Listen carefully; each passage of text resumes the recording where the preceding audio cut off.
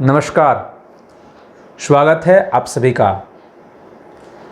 इस वीडियो में एक वर्तमान समय में चर्चित व्यक्ति का कुंडली अध्ययन करने वाले हैं, उनका कुंडली का विश्लेषण करने वाले हैं कि उनकी कुंडली में ऐसी क्या परिस्थिति रही कि वो एक गांव में जन्म लिए, बिल्कुल सामान्य, यूँ कह सकते हैं कि गांव के गरीब परिवार में वो जन्म लिए और वहाँ से निकल के कला के क्षेत्र में उन्होंने अपना नाम कमाया।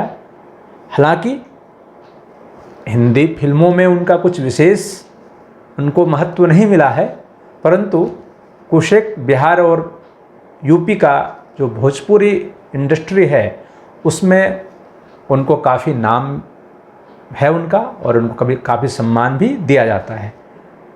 और बाद में अभी वो राजनीति में भी आ गए हैं, यानी कि मैं बात कर रहा हूँ रवि किशन जी का, क्योंकि वो अभी चर्चित चेहरा हैं। वे उनका संसद में बॉलीवुड को लेकर के उन्होंने जो बयान दिया था ड्रग्स मामले में, उसमें काफ़ी विवाद चल रहा है।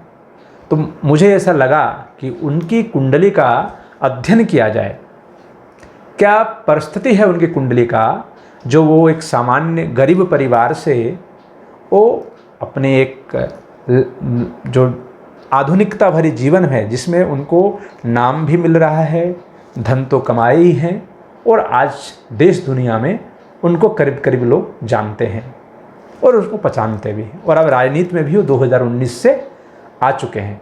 इससे पहले वो कभी राजनीति में नहीं थे। 2019 से पहले 2019 के लोकसभा चुनाव उन्होंने गोरखपुर से लड़ा और योगी आदित्यनाथ जी ने उनको अपने सीट से उनको लड़ाया और उन्होंने बहुत ही ज़बरदस्त तरीके से वहाँ जीत उनको मिली है। लेकिन अभी वो विवाद में चल रहे हैं और उनकी बातों का विशेष चर्चा हो रही है।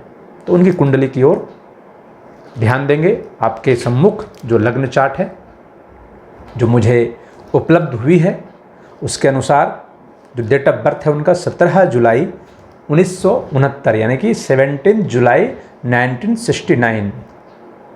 और इसके अनुसार जो लग्न चार्ट है, कन्या लग्न की कुंडली, लग्न में बृहस्पति और केतु, तृतीय स्थान में मंगल स्वराशि और राहु सप्तम भाव में और शनि अष्टम भाव में मंगल की राशि में, वहीं शुक्र स्वराशि भाग्य के स्थान में 9वां घर में और दशम भाव में बुध स्वराशि होके हैं और सूर्य कर्क राशि में विराजमान है एकादश भाव में, वहीं चंद्रमा सूर्य की राशि में द्वादश भाव में विराजमान है।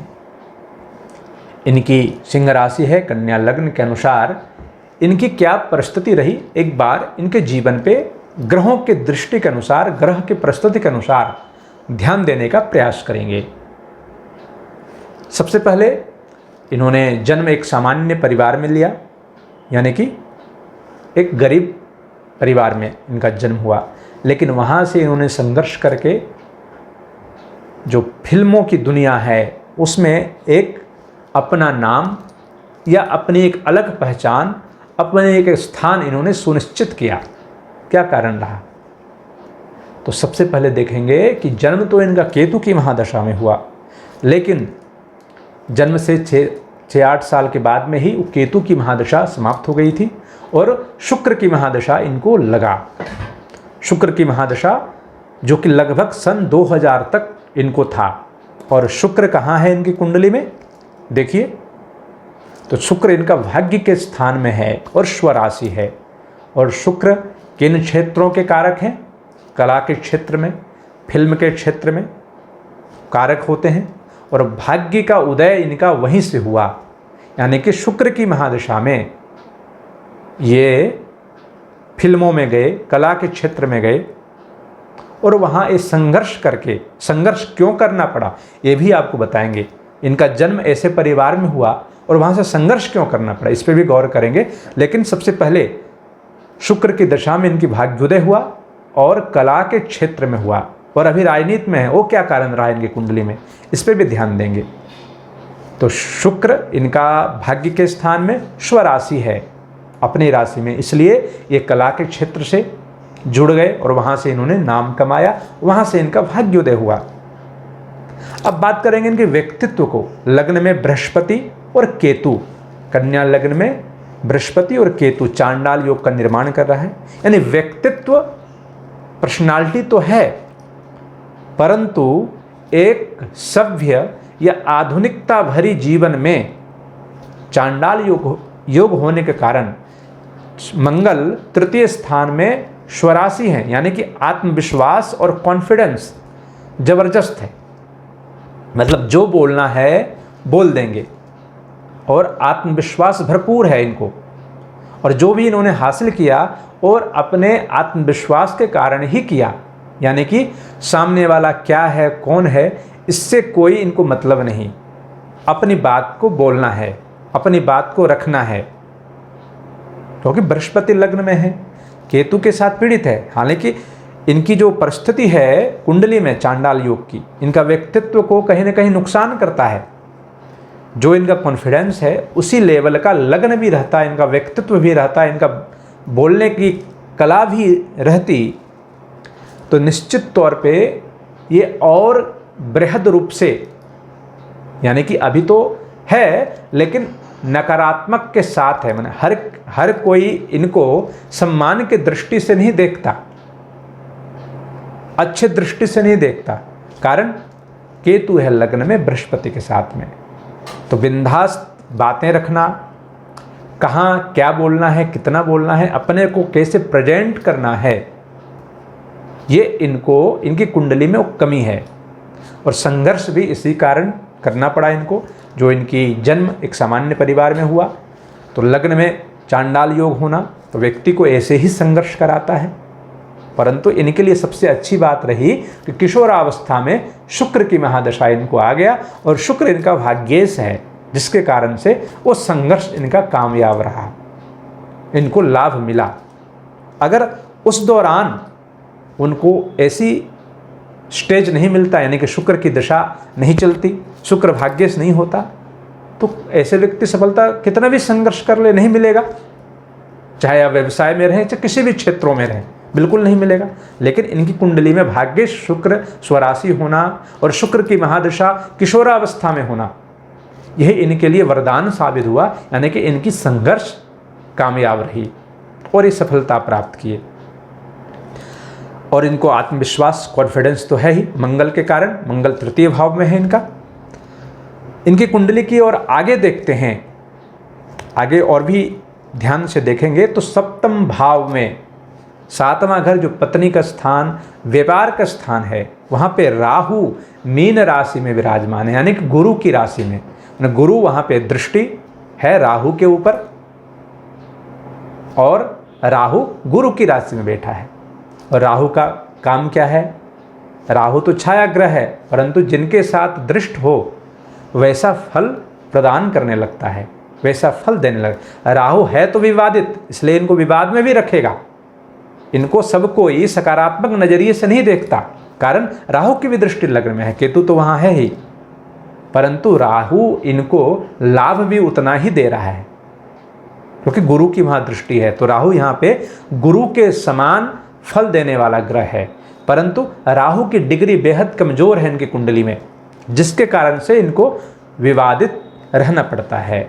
अपने जो कार्य कर रहे होंगे फिल्म इंडस्ट्री में, वहाँ भी इनको इसका सामना करना पड़ा होगा। ऐसे व्यक्ति का किसी से मित्रता जल्दी नहीं होती, सबसे द्वेष की भावना होती है, या फिर ऐसा नहीं है कि इनके अंदर कोई जलन की भावना है या इनके द्वारा किसी को नुकसान पहुंचाने का है। हाँ, ये लेकिन है कि इनका स्वाभिमान बहुत ज़्यादा रहता है ऐसे व्यक्ति का, और किसी के सामने झुकते नहीं हैं, जिसके कारण से हर कोई से मनमुटाव चलता रहता है। तो राहु, अगर राहु की डिग्री अधिक होती इनकी कुंडली में, तो निश्चित तौर पे एक गुरु के समान ये बनते, यानी कि एक इनका जो सकारात्मक, इनको सब कोई सकारात्मक नजरिए से ही इनको देखता। चूंकि राहु की डिग्री कम है, इसलिए गुरु के समान ये फल दे नहीं पा रहा है। दाम्पत्य जीवन में भी इनका प्रभाव इसका रहा है, और राजनीति में जो वे आए हैं 2019 में, इसका कारण भी कहीं ना कहीं राहु है। राहु है और दशम भाव में बुध, वहाँ पे भद्र योग का निर्माण किया हुआ है कर्म स्थान में, दशवां घर में। जो मिथुन राशि में बुध विराजमान है, बुध की डिग्री भी अच्छी खासी है, और स्वराशि बुध दशम भाव में हो जाए तो भद्र योग का निर्माण करता है। और केंद्र में राहु, केंद्र में ही केतु, बृहस्पति की दृष्टि राहु के ऊपर, इसलिए, और राहु की और मंगल इनको था 2019 में का आखिरी हिस्से में इनका मंगल था, और मंगल इनका तृतीय भाव में। मंगल तो प्रशासन राजनीति क्षेत्र से भी जुड़ा होता है, और राहु तो राजनीति ही होता है। इसलिए ये राहु की दशा जब इनको आने लगी 2019 में, अभी वर्तमान में इनको राहु की महादशा है, और उस दौरान ये राजनीति में आ गए, क्योंकि राहु राजनीति का कारण है, छल कपट का कारण है, कारक है, और केंद्र में राहु होना इनको राजनीति में ले आया, और राजनीति कर रहे हैं आज के डेट में। और कर्म स्थान में भद्र योग है, यानी कि राजनीति में भी ये धीरे धीरे बुध इनका जो स्वराशि है इनको प्रभावशाली बनाएगा। ये अपने आप को निखारते चलेंगे और जनता की सेवा करने में सक्षम होंगे। इनके अंदर क्वालिटी है जनता से जुड़ने का। तो राहु इनको राजनीति में ले आया 2019 में, और राहु की दशा उस दौरान लग रही थी इनको, और इससे पहले मंगल का था। जाहिर सी बात है, अचानक राहु तो उठा के नहीं लाया होगा, उसमें कहीं ना कहीं मंगल का भी योगदान है, इनका आत्मविश्वास का भी योगदान है, इनके धैर्य की भी योगदान है। अब बात करेंगे शनि, इनका अष्टम भाव में मंगल की राशि में है, और शनि की पूर्ण दृष्टि कर्म भाव में है। शनि की पूर्ण दृष्टि कर्म भाव में होना वो भद्र योग को थोड़ा प्रभावित करता है। स्वराशि तो है बुध, भद्र योग तो निर्माण कर रहा है, परंतु शनि की दृष्टि भी है वहाँ पे, यानी कि इनको पिता से वैचारिक मतभेद रहा होगा, पिता से इनका संबंध ठीक नहीं रहा होगा, पिता का विचार और इनकी विचार आसमान जमीन के अंतर होगी। पिता, ऐसे व्यक्ति पिता के साथ कभी नहीं रह पाता है, या तो पिता से दूर होकर सफलता प्राप्त करेगा, या एक साथ दोनों रह जाए तो इसको सफलता नहीं मिलेगी, या फिर दोनों में हमेशा झगड़ा होता रहेगा। ये इनकी कुंडली में शनि की है। शुक्र के बारे में, भाग्य का भाव बारे में तो आपको बता ही चुके हैं पहले। शनि की दृष्टि वहाँ पे है, कर्म भाव में, पिता भाव में, और सप्तम दृष्टि शनि की कहाँ है तो धन भाव में है, यानी कि पैतृक स्थान, यानी पिता के द्वारा भी इनको कुछ सपोर्ट नहीं रहा वहाँ पे, क्योंकि वहाँ दृष्टि है।